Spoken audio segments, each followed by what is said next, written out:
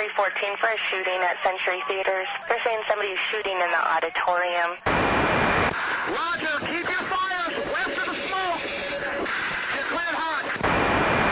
An officer hit. Send me the world. Don't go over that fence. Don't go over that fence. Grab the shotgun again. Welcome to Tactical Tangents.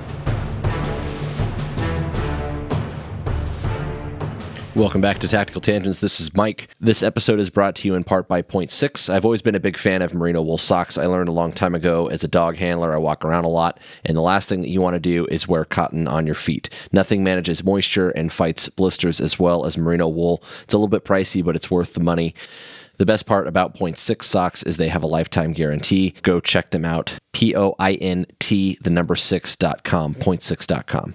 I'm flying solo tonight, and I thought this would be a good opportunity to dive into the 1993 federal law enforcement standoff that occurred in Waco, Texas. This is a pretty famous law enforcement event. It was notorious because of the outcome. It left 75 people dead and lasted for almost 2 months, 51 days, I think is the exact number. The background on this is the ATF was doing an investigation on a guy named David Koresh, and this guy was believed to be stockpiling weapons to include explosive devices. They had some kind of tip or investigation that they were doing, and the way this guy ended up on the radar was Koresh was the leader of a group who called themselves the Branch Davidians. And these guys were basically a religious group who thought the world was coming to an end soon. And Koresh basically started this cult. He claimed that he spoke to God and that the second coming of Christ was imminent. And he convinced over 100 people to come live with him in this giant compound near Waco, Texas. And the group was kind of controversial because in addition to the apocalyptic end of the world thing that they had going on, the people on the fringes of this cult made some allegations that Koresh was holding some of the followers against their will, and that among the group he had several quote-unquote wives, some of which were young girls, even as young as 10 years old. And I don't know if they were ever able to prove or disprove that, but he was getting a lot of attention because of that. Now, as far as the weapons investigation goes, there is they were already kind of doing this investigation. They were known to be stockpiling all these weapons kind of in the doomsday prep thing that they had going on. And at some point, a mail carrier saw a package, and it was torn open somehow, and they were able to see that it had a hand grenade inside. And so this was really the thing that kind of tipped the scale in the investigation. They already had these suspicions of a bunch of weapons that were being converted into machine guns and stuff like that. They were looking at parts that were being shipped in that maybe were converting semi-auto guns into fully automatic weapons, that sort of thing. But this finally gave the ATF enough to intervene and actually get an arrest warrant for David Koresh.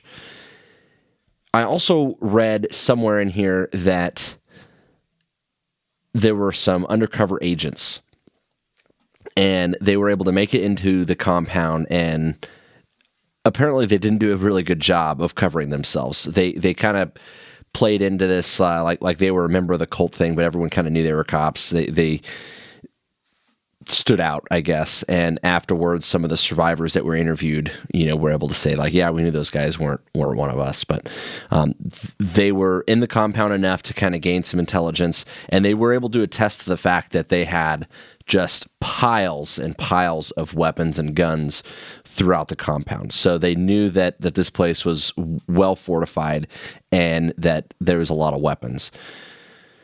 So one of the big discussion points that we get into almost right away when we talk about the arrest of David Koresh is why they couldn't just arrest him away from the home. When he goes to the grocery store or something, away from the compound, traffic stop, not try to get him at the castle, storm the castle, so to speak. And someone claimed that he either never left or he rarely left, and that gave them the impression that it was never going to happen. But it turns out afterwards, the locals said that they saw him around town all the time. So one of the big takeaways from this was a lack of surveillance and prep work that was done. Had the ATF done some surveillance on the location, they might have learned eventually themselves that this guy actually did leave, and that info that he never left was false. And they actually admitted in the aftermath that they never set up round-the-clock surveillance, and that was probably one of the first errors in this investigation. Had they done that and realized that he goes to the store or whatever, they could have grabbed this guy and probably prevented a whole lot of drama. So that's thing number one that came out of this. The fact that over 100 people were holing up in this compound with a bunch of weapons in anticipation of the end of the world, that's a pretty tough target.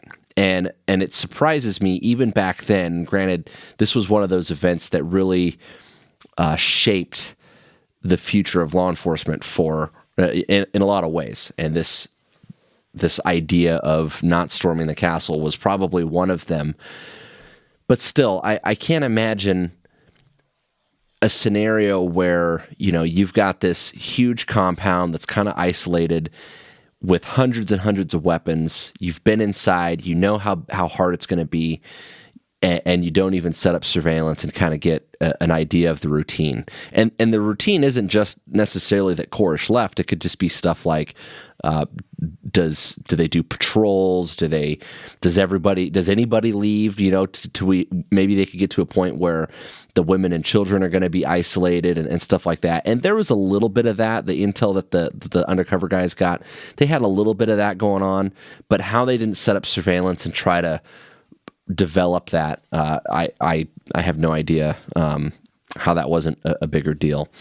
So it's a tough target, and there's, if you look at the cover photo of this episode, I'm going to put a picture of it, just kind of an aerial view that hopefully will give you an idea of how big of a place it was. But knowing that it's such a tough target and the place is so big and that it's 100 plus people that include women and children really makes this a difficult task. And so the prep work here is a big deal. And like I said, maybe back then that wasn't a common practice. Nowadays it most certainly is. But, presumably we can blame Waco for why that is a common thing nowadays. So at the end of the day, they determined that arresting him at the compound, it was going to have to be the route that they went. And again, to me, this seems like it should be so far down the list of options that it's a no-brainer, but it is what it is. Like I said, we're post-Waco. So this incident got enough attention kind of in the aftermath that's one of those lessons learned that I think police officers anywhere need to really think about, and that's why we're doing a deep dive on it. Because if you haven't heard or read about this at all, you might not appreciate how bad things can get if we don't do good prep work. So here's where things start getting interesting. There was... I mentioned that the Branch Davidians and David Koresh, this whole cult following that he had going on, was controversial, and there was a lot of news stories about it and stuff. There was a newspaper in Texas at the time that was running a special series on the Branch Davidians. And at some point, the ATF, they were... The Davidians were getting a lot of attention, and the ATF apparently asked the newspaper to delay some of the publication. And in the meantime, a bunch of the feds started showing up from all over to this relatively small town. It's a town of about, at the time at least, about 100,000 people. So it's not like a little, hole in the wall, but it's also not a major city, right? And so now you've got all these federal agents that are showing up. The ATF is asking them to not run their news story. And so people start to kind of get the idea that something is up, something's going to happen. And when the team finally went in to go make the hit on the house, apparently there was a bunch of news reporters that were already there, waiting. So they clearly knew that something was going to happen. And it's safe to say that Koresh and the Davidians probably also knew that something was coming. So the two undercover guys who had been in the compound for a while, they were actually there when everyone started stirring about and realizing that there was a raid that was coming. So these guys bailed out of the compound, and they told their bosses, hey, they know what's up, they're getting ready. The ATF decided to still execute the warrant, even though they had been compromised. And this, again, is an important thing to consider because they are fighting from a position of advantage, right? And you would like to think that if law enforcement shows up with the authority of law, right, and search warrants, everything is a lawful thing, that it's like, hey, you guys have to just comply with that, and maybe they would just surrender and that sort of deal. But you also have to put in perspective that these people thought, they'd essentially been brainwashed into thinking that the end of the world was near, and that, this was the start of it. It is basically where this ended up going. Now, that might seem crazy, but understand, this guy convinced over 100 people that this was true, that he was that he spoke to God, and that this was a real deal. And so it's not really that far-fetched if he was able to convince them of that these federal agents showing up and surrounding him with guns, that he could spin that another way. So these guys get out, the undercover guys get out, they go back to their command post, they tell them, hey, we've been compromised. Well, apparently a lot of the officers, so ATF decides to go execute the warrant, right? They're still going to go take the compound.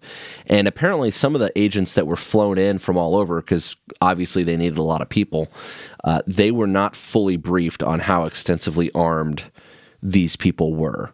And so a lot of guys went into this, what turned into a gunfight almost immediately, with just a pistol. So they were clearly underprepared, and I'm sure that was probably something that was addressed in the aftermath, was making sure that everyone was on the same page about what they were walking into. So they had a few air assets that were there to help with the raid, and the air support units moved in right before the guys on the ground. And it was reported almost immediately that the helicopters were getting shot at. And that obviously would kind of confirm that they'd been compromised and they knew they were coming, and also that they were going to fight. The raid continued. The guys on the ground continued to move in and were apparently met with substantial firepower. And that's, obviously you can imagine these guys were converting guns into machine guns. Allegedly, there was piles and piles of weapons, and so it's safe to say that they were probably pretty well outgunned. And it's also important to say that the surviving Davidians, many of them claimed that they were fired upon first, that they didn't fire their first shots. Now, there in the investigation, there's really no way for them to have proven who fired the first shot. I would like to think that the federal agents moving in there to go surround and arrest this guy ultimately was not going to go just shoot at somebody that was unarmed. And I would like to also think that it's a safe assumption that as well armed as these guys were, and knowing that they were gearing up and kind of fortifying to defend the compound, that, at the point that the ATF sees one of these guys, he was probably armed, which would present a lethal threat. So if the ATF did fire first, I'm not sure that would be unjustified, but we have to go back to that whole thing about knowing what we're walking into. And if we're going to get in, if we're going to turn this into a gunfight, if we're going to bring the fight to them in that sense, what else is at stake, knowing that they have all these women and children there? I'm not saying that means the guy should just be let go and that we should just, not do our jobs. But again, that's where we have to start considering the other options. And that would be, well, why don't we set up some surveillance and watch when people go to and from, and, blah, blah, blah. And maybe we could find another route. And if they had done that, they would have found that the guy, it ends up leaving and stuff. So anyway, neither here nor there. It's not how it went down. Agents move in, and they're met with firepower in some way or another. Whoever starts that fight is kind of up for interpretation, I guess. But there was a big gunfight, and 4 of the federal agents were killed. Several were wounded. a whole bunch of the cult members were also wounded or killed. And this melee went on for a while before someone was able to make some kind of arrangement or negotiate for like a ceasefire. And then both sides were able to, round up their wounded and fall back to safety. The cult members dug in at the compound, basically barricading their position. The federal agents got their wounded out and surrounded the place. And this is basically where the standoff begins. I'm going to get into how the standoff played out here in a second, but I want to stop for 1 minute and just talk to you guys about one of our new sponsors, Mantis. Mantis X is a small little device that you can attach to your gun, and it gives you feedback on the way you shoot.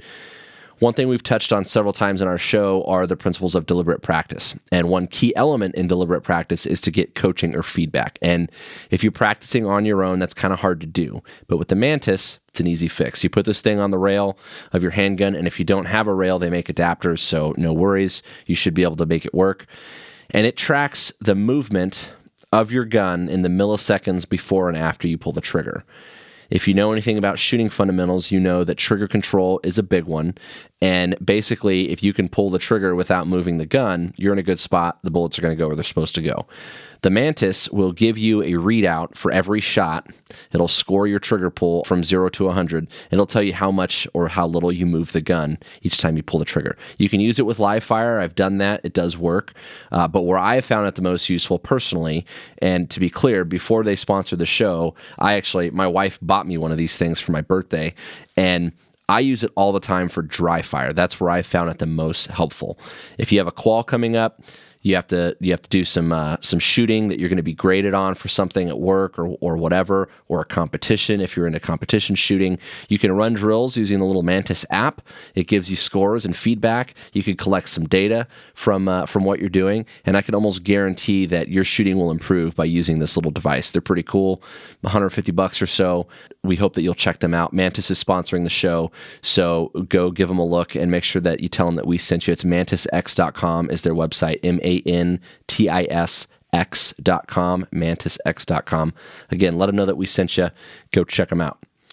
All right, so back to the standoff. So I want to zoom out a little bit and talk about the big picture here because, we're dealing with some pretty serious federal charges, and it's safe to assume that at various times, law enforcement is going to have to execute warrants at places that maybe they don't have an advantage. That is the nature of the beast. And so we can't necessarily put all the culpability on ourselves. We have to acknowledge, that bad guys be bad guys and they have to be dealt with. But what you have to know up front about this incident is that, again, it lasted for 51 days. So that's a long time. You're talking, 6.5 weeks or something like that. And it left something like 75 people dead, and that included women and children. So regardless of how you feel about the criminal investigation and how you feel about, catching bad guys and stuff like that, the big picture here is that this was a huge resource drain, and it left several innocent people killed, right? We're talking about something far more substantial than just like your bank robbery gone sideways, and maybe you have a little standoff that goes on for 6 to 10 hours before it gets resolved. This is a big, big thing. 75 people were killed, lasted for weeks and weeks and weeks, and it all stemmed out of an investigation, that already had a lot of attention because of the whole doomsday thing that was going on there. So in the aftermath, it's pretty clear how this got so much attention, obviously, but the lessons learned can be applied all the way down to, the more routine, like, for example, your bank robbery gone sideways or your fugitive barricaded in a house. You still have to think about what happens if this goes completely backwards on us, right? So the investigation and the public inquiry that went into this after the fact was huge. And what's interesting is there's not a whole lot of hard and fast, like, oh, this is exactly what went wrong. Like many of these types of things, you're seeing a lot of smaller problems compound onto each other to make a much bigger problem. And so it starts with the little things like the surveillance, and then what they do when they get compromised, and stuff like that, right? And these things just start to stack onto each other and makes things worse and worse and worse. And one term for that we see, at least where I work, the term that we use is operational momentum. And I don't know that anyone from that might actually be a coined term from one of the police associations or something that's all over the country. But when we talk about operational momentum, that's kind of part of it. So as you can imagine, with that much of an investigation in the aftermath, there's also several versions of this story floating around. So there's lots of rumors and speculation and misinformation and conspiracy theories and whatever. And so what I've done here is I've tried to read through as much of that as I can and get, if nothing else, the basic facts down correctly, and then you can make your own assessment as to what happened in the gray areas. But you have a basic idea, at least going forward as you read up on it. But if we got it wrong and there's something that you have to send our way and correct us, then let me know and we'll try to fix it. So it's natural to assume that the leadership at every level of government involved in this case kind of went into damage control mode and would have had to do what they can to save face. And that's not to say that they lied about things. Public relations is one of these beasts, because on one hand, you're better off to just come out front and say like, hey, we screwed up, own it, and just tell the story how it happened and be open, honest, upfront, transparent. And then there's the part of it where, well, you also kind of want to explain yourself.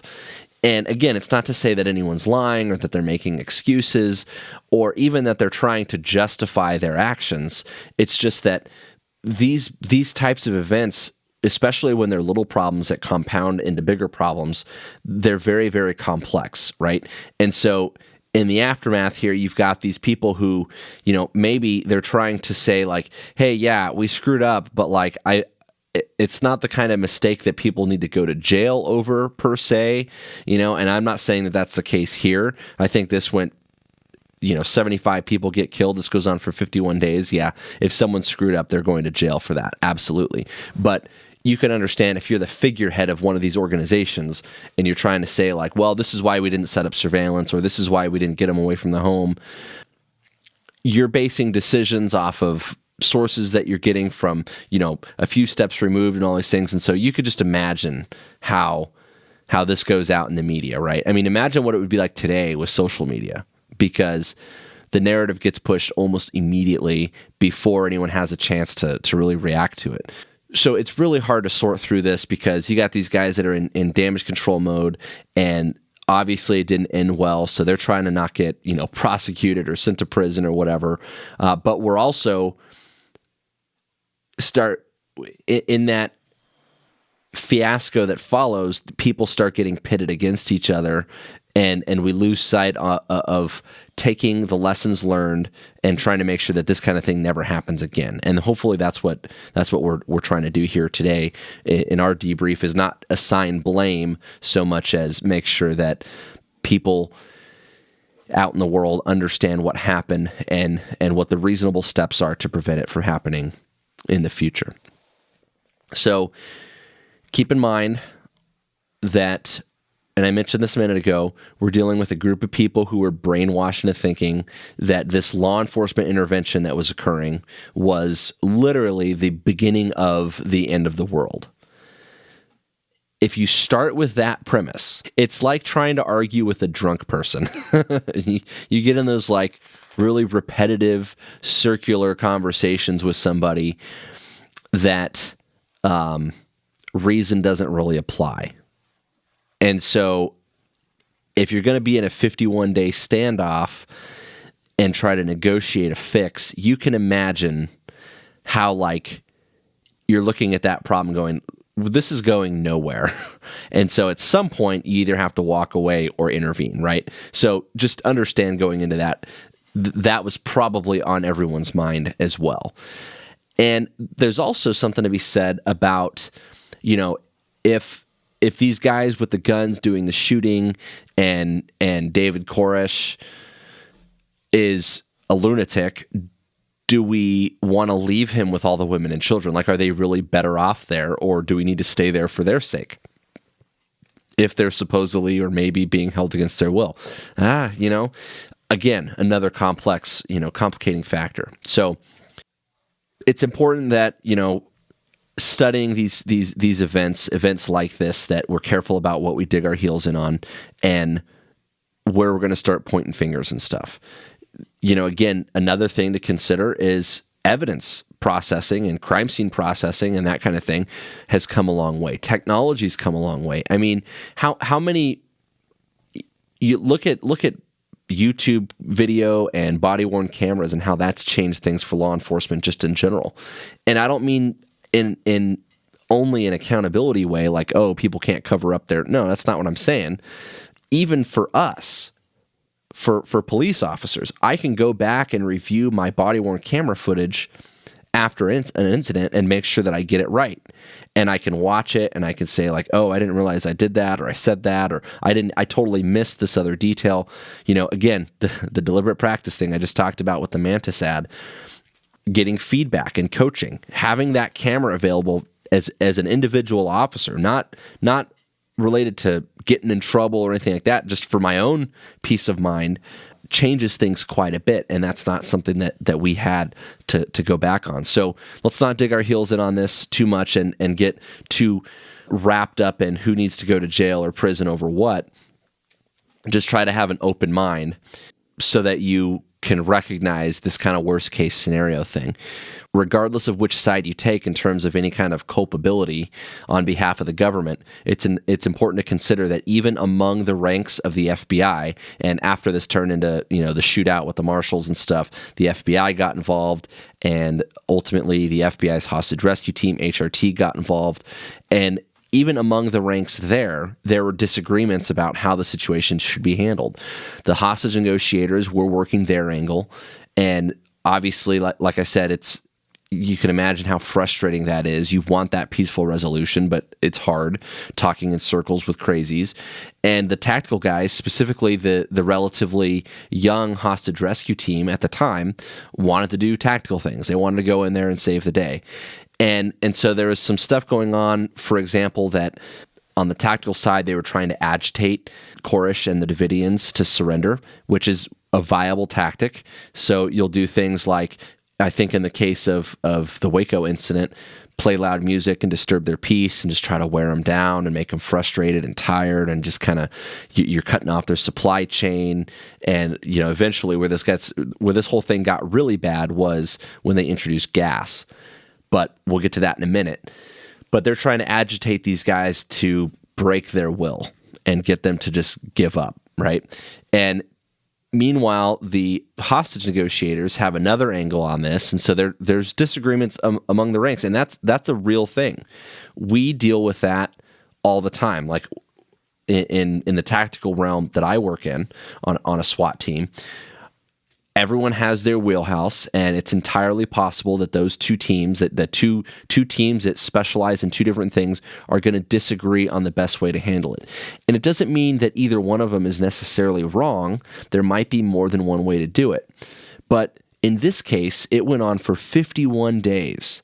51 days. I mean, a long standoff that I've been involved with, I think went on for like 10 or 12 hours. 10 or 12 hours. This went on for 51 days. I'm not talking, this isn't like, oh, I'm going to sleep on it, right? You can sleep on this for like weeks. Like you can leave and go on a family vacation, think about it while you're gone, and come back and still, and this thing is still going on. So at some point, you're going to have to either walk away or take the tactical option and go in this thing. And in the case of the Waco incident, that's what happened, was the FBI HRT guys were basically directed to go and end this thing.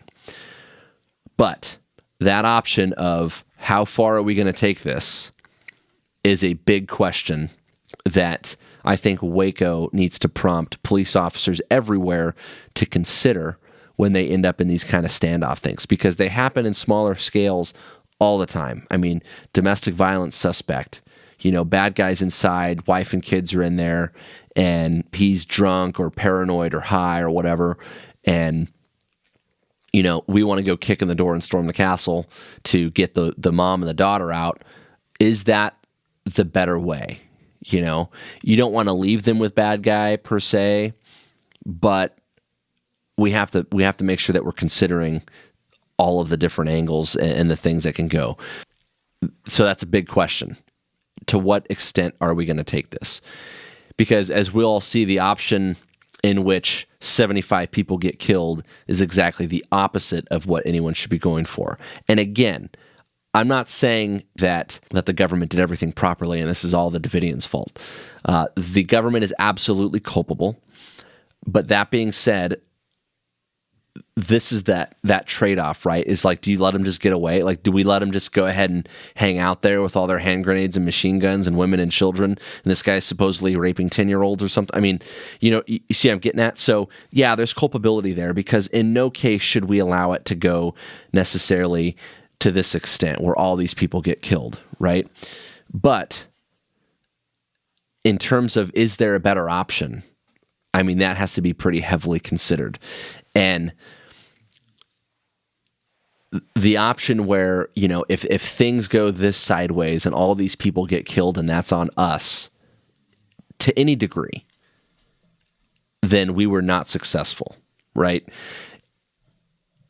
And it's important to remember the Davidians, and you'll hear this in a minute, but the Davidians killed most of their own people. It's not like the FBI went in there and killed them in crossfire, right? The Davidians did this, but they did it in response to the government's actions. And we have that responsibility, right? If we're there to protect people, to make sure that things don't get that bad. And so, again, I don't necessarily have an answer there for you on exactly what could have been done differently, but I just want you to consider that anytime it goes this bad, it was not a success.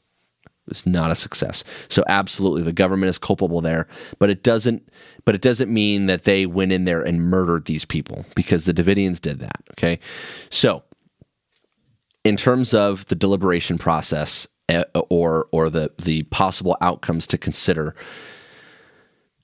even on a smaller scale, tactical teams and officers and commanders and leadership at various levels can disagree about what the right choice is, okay?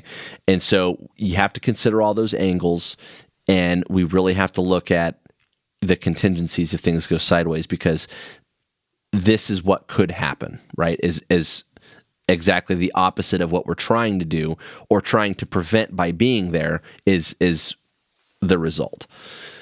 So the question regarding who fired the first shots on the initial raid, which resulted in the death of several federal agents, remains unsolved. The Davidians that survived, which there wasn't very many of them, I think it was like 9 or 12 or something like that, claim that they were fired on first. I'm not convinced that if they were fired on first, that wasn't justified. But again, you know going into this compound that these people are armed. So it's like, what do you expect? And what do you expect is going to happen when, like, you show up and you see a guy with a gun and you shoot him? Like, yeah, that's probably going to piss him off, right? So not really the point. They might have had this plan on going in there and not shooting, even though these guys might have had guns, if they could be protected in some way from cover or armored vehicles and that sort of deal. But again, you're dealing with a large group of armed people. So another question that I'm not sure has been answered for sure is whether or not Koresh was actually abusing children. And I mentioned this in the very beginning, that he was allegedly, some people on the fringes accused him of having multiple wives. Some were as young as 10 years old. And there was also some discussion about maybe he was planning a mass suicide. Again, I don't think that that's ever been settled, if he was actually planning a mass suicide. The survivors will tell you that he was not.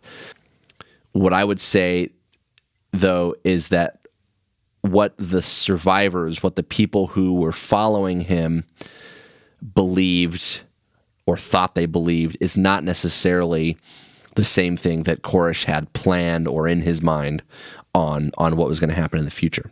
Whatever that is, I don't know. I don't know that anyone knows. But one thing that we know is that at some point during the standoff, several of the children were released. And when those kids were released and the investigators were talking to them, this was like part of the hostage negotiation process, investigators could tell that the children were pretty freaked out. And granted, that could have been because they were now in the custody of the government, and they were thought or led to believe that the government was going to kill them or something, who knows. Or it could have been the result of whatever was going on in the compound. Another thing that was apparent is that the kids knew how to march, like, think about like military formations, marching, and that they could handle firearms. So there's obviously some kind of weapons training that they were doing with the kids to prepare them for defending the compound or whatever in the end of the world. So the agents who advocated for tear gas and a tactical resolution, they were looking at this child abuse angle as part of the rationalization or the justification for why they needed to resolve this and go tactical. And that's important because there were some discussions back and forth about, well, we have to do something because of these kids and this and that. But the FBI later acknowledged that there wasn't really any evidence for those charges for the abuse that was allegedly happening. So it was used in part of that deliberation process that led to a tactical resolution, but it was not necessarily something that they had any evidence on beyond some speculation and some circumstantial stuff.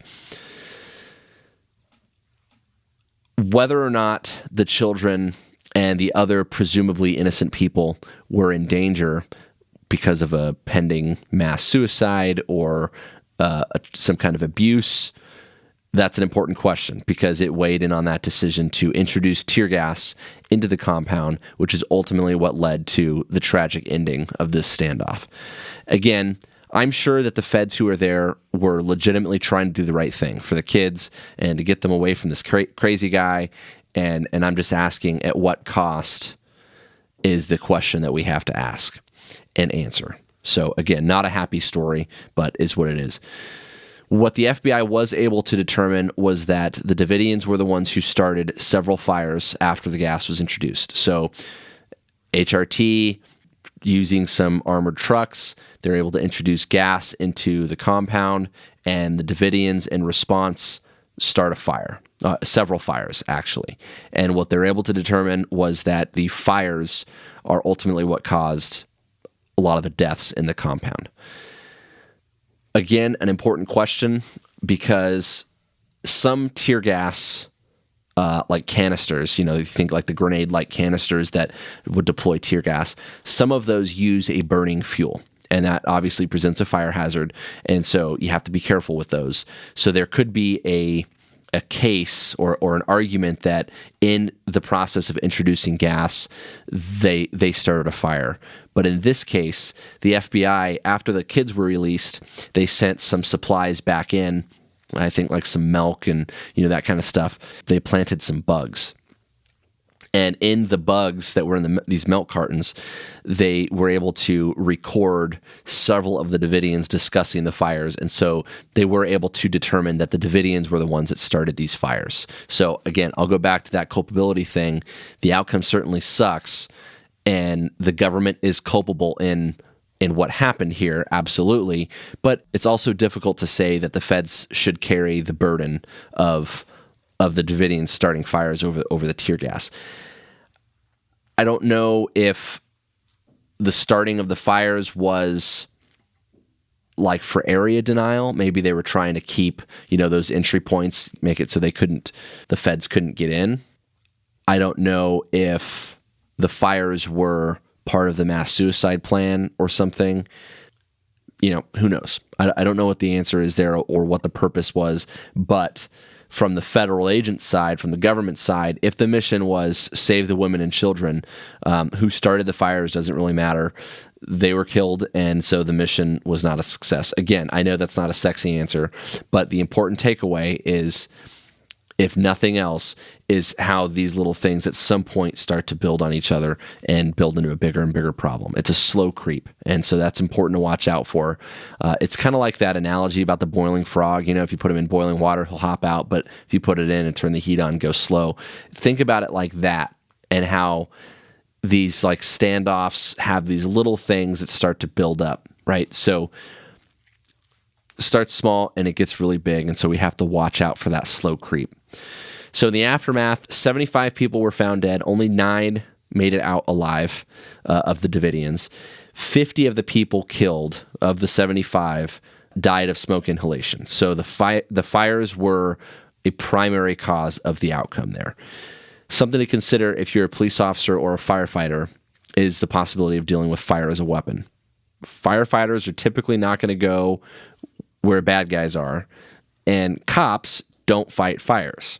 So there might need to be a little bit of overlap in those skill sets. And you're seeing that more and more now. You're seeing, these rescue task forces where, firefighters will be issued body armor and they can go in with a small security detail or element of police officers to go protect them in like the warm zone where there's not any active bad guy gunfights, that kind of thing going on, but it's an area that hasn't been made completely safe. And so you're seeing a little bit of crossover there.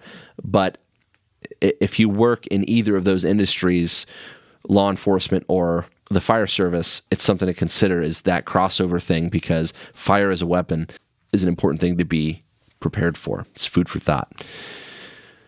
Most of the bodies from the compound were found in a bunker. And it's possible that they were sheltering there and, just hiding out and didn't necessarily expect to die. In that regard, it might not have been a mass suicide, but rather, like I said earlier, the fires were trying to keep the cops out or maybe facilitate some kind of escape path or something like that. There's not really any way to know for sure. One of the Davidian survivors said that they practiced going into the bunker in the event that the end of the world was starting. And so, again, the purpose of retreating there isn't really clear, whether they're going there to die for like mass suicide, or if that's like their panic room, their safe room, that kind of thing.